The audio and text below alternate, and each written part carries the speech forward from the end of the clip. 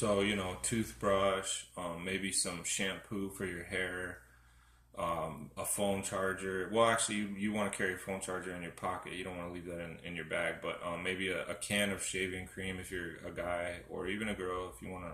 I don't know how you shave your legs really fast. I don't know how that's more difficult if you're a woman. You're just trying to figure out. But either way, like, stuff like that. Maybe one bag of shavers, and a couple.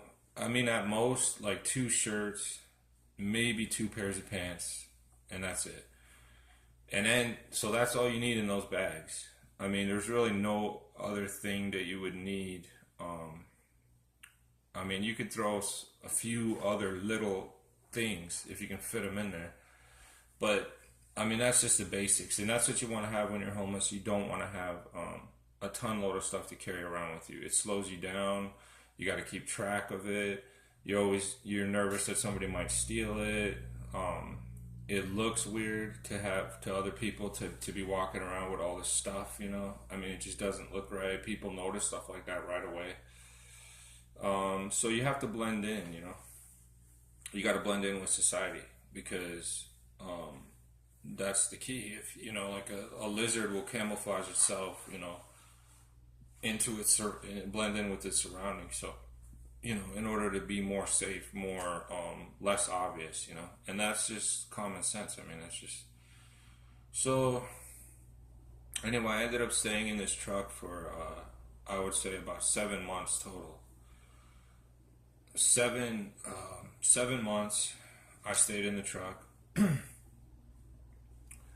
and it was quite an experience. It would get so hot sometimes. I would sweat so much in that truck, but at least I was closer to my daughter. At least sometimes I could get meals and stuff like that in the house where the parking lot, what the parking lot space was that I was sleeping at. And sometimes I'd go in there and I'd watch some TV and stuff like that, but I didn't mind having my own little space there.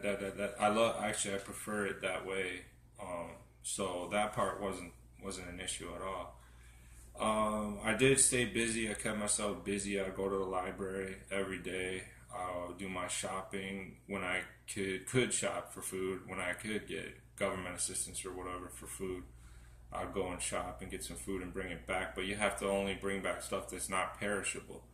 You don't have a refrigerator inside of a truck when you're living in it, so you pretty much have to learn right away what foods you can keep in there for a day or two and what foods you can't. So I was eating primarily like chips, meat from a can, a lot of canned foods. You can't really have too many kinds of sweets and stuff because, I mean, chocolate and all that, it'll melt in there, so you got to get more like cookies more than anything. Just because sweets are important too. Because the old sweet and salty routine. So either way, that's pretty much was my experience in the truck. And like I said, I did that for about 7 months. I did end up getting a job, which was good, because I made a little bit of extra money while I was there. And with that money, we gave my daughter a really beautiful Christmas. On my Facebook page, I have a lot of pictures from that Christmas.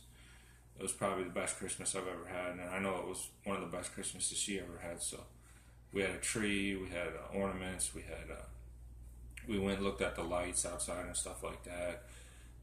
Presents, because I had some money to get presents with, and so it was a beautiful experience and another miracle that God allowed me to have. I don't take anything for granted. Well, I try not to anymore.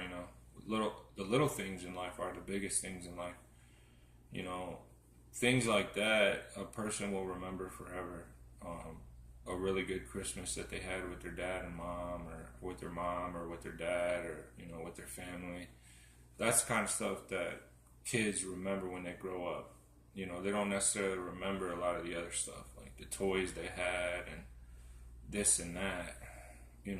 but they do remember stuff like that. So um, now this would bring me up to, because I had my birthday, so I actually turned 34. That's what I am now, but I'm actually turning 35 now, in June, very soon, June 29th. And so I spent the rest of the year doing that, and then eventually I actually was able to upgrade a little bit, and I moved into the backyard of the place I was staying, and there was a little like a structure, like a kind of like a storage structure type building, a small one but big enough that I could have a roof over my head.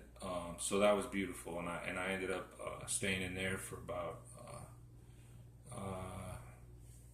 I want to say 5 6 months in there, and very very cool. Now see, in the Bible it talks about how when you're down you will be lifted up, and when you're up you will be brought down. You because that's the cycles of life. It's kind of like the heartbeat. It's the heartbeat. If you think about it, when you do the monitor for a heart, that's exactly what we're talking about. And that's not just a physical thing. That's actually a spiritual thing when you think about it. The sun comes up and the sun goes down. The what goes up must come down, but it actually works the other way too. What goes down eventually must come up. You see how that works, because God is all about balance.